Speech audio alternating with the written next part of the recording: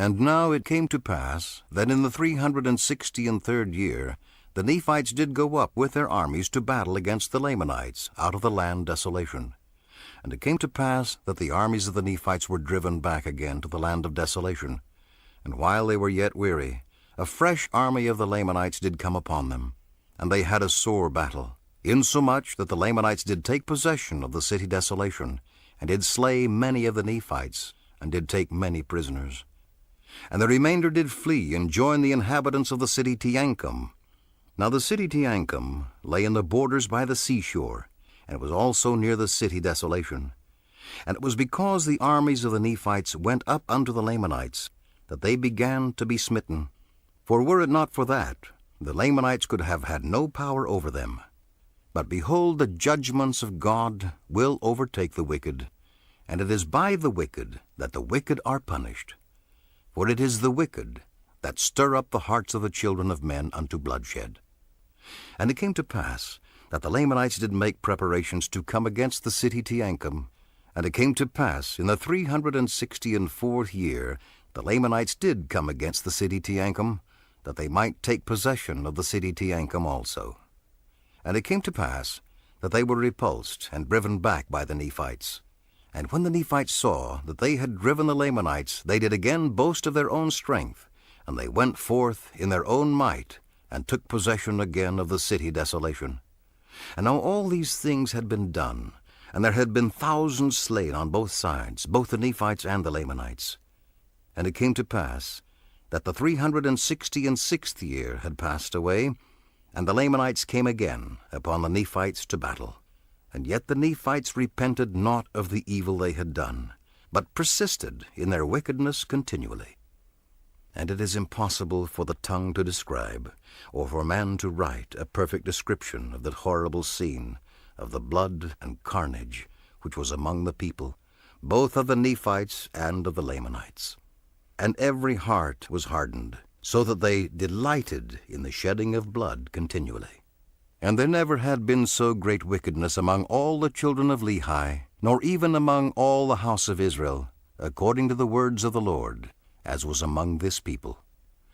And it came to pass that the Lamanites did take possession of the city desolation, and this because their number did exceed the number of the Nephites. And they did also march forward against the city Teancum, and did drive the inhabitants forth out of her, and did take many prisoners, both women and children, and did offer them up as sacrifices unto their idol gods. And it came to pass that in the 367th year, the Nephites, being angry because the Lamanites had sacrificed their women and their children, that they did go against the Lamanites with exceedingly great anger, insomuch that they did beat again the Lamanites, and drive them out of their lands. And the Lamanites did not come again against the Nephites until the 375th year. And in this year they did come down against the Nephites with all their powers, and they were not numbered because of the greatness of their number. And from this time forth did the Nephites gain no power over the Lamanites, but began to be swept off by them, even as a dew before the sun. And it came to pass that the Lamanites did come down against the city desolation, and there was an exceedingly sore battle fought in the land desolation, in the which they did beat the Nephites. And they fled again from before them, and they came to the city Boaz, and there they did stand against the Lamanites with exceeding boldness, insomuch that the Lamanites did not beat them until they had come again the second time. And when they had come the second time, the Nephites were driven and slaughtered with an exceedingly great slaughter. Their women and their children were again sacrificed unto idols. And it came to pass that the Nephites did again flee from before them, taking all the inhabitants with them, both in towns and villages. And now I, Mormon, seeing that the Lamanites were about to overthrow the land, therefore I did go to the hill Shim, and did take up all the records which Ammoron had hid up unto the Lord.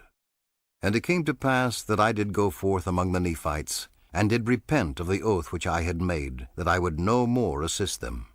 And they gave me command again of their armies, for they looked upon me as though I could deliver them from their afflictions. But behold, I was without hope, for I knew the judgments of the Lord which should come upon them.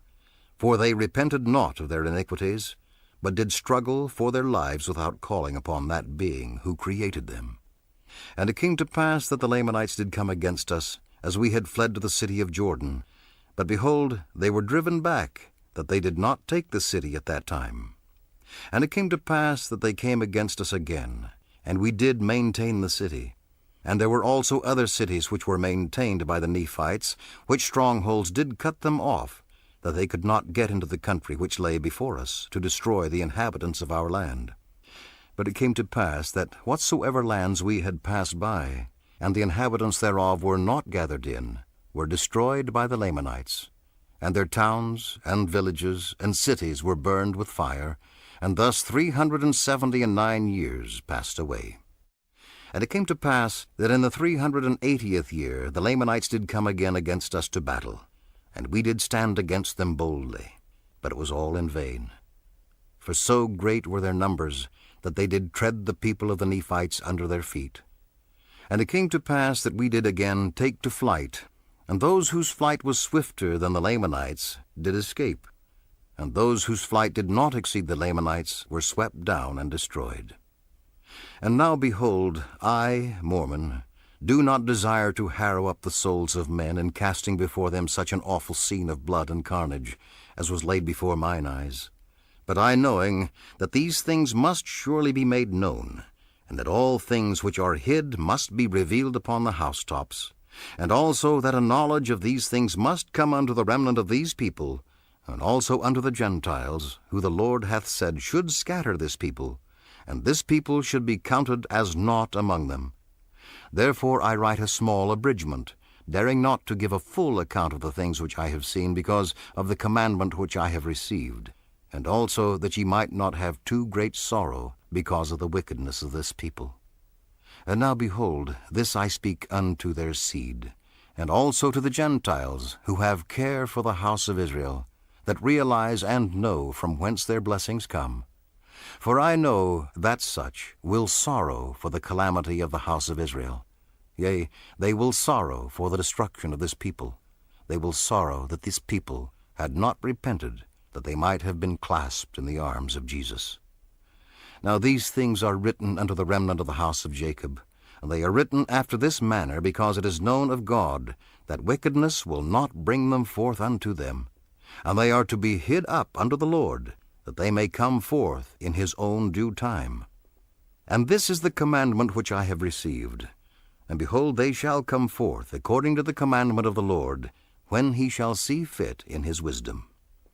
And behold, they shall go unto the unbelieving of the Jews, and for this intent shall they go, that they may be persuaded that Jesus is the Christ, the Son of the living God, that the Father may bring about through his most beloved his great and eternal purpose, in restoring the Jews, or all the house of Israel, to the land of their inheritance, which the Lord their God hath given them, unto the fulfilling of his covenant.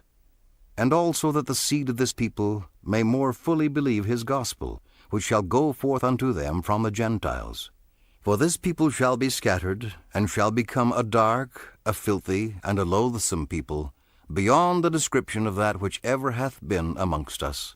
Yea, even that which hath been among the Lamanites, and this because of their unbelief and idolatry. For behold, the Spirit of the Lord hath already ceased to strive with their fathers, and they are without Christ and God in the world, and they are driven about as chaff before the wind. They were once a delightsome people, and they had Christ for their shepherd. Yea, they were led even by God the Father. But now, behold, they are led about by Satan, even as chaff is driven before the wind, or as a vessel is tossed about upon the waves, without sail or anchor, or without anything wherewith to steer her. And even as she is, so are they.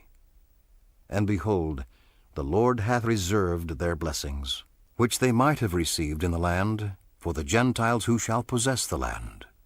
But behold, it shall come to pass that they shall be driven and scattered by the Gentiles, and after they have been driven and scattered by the Gentiles, behold, then will the Lord remember the covenant which he made unto Abraham and unto all the house of Israel. And also the Lord will remember the prayers of the righteous, which have been put up unto him for them. And then, O ye Gentiles, how can ye stand before the power of God, except ye shall repent, and turn from your evil ways? Know ye not that ye are in the hands of God? Know ye not that he hath all power, and at his great command the earth shall be rolled together as a scroll?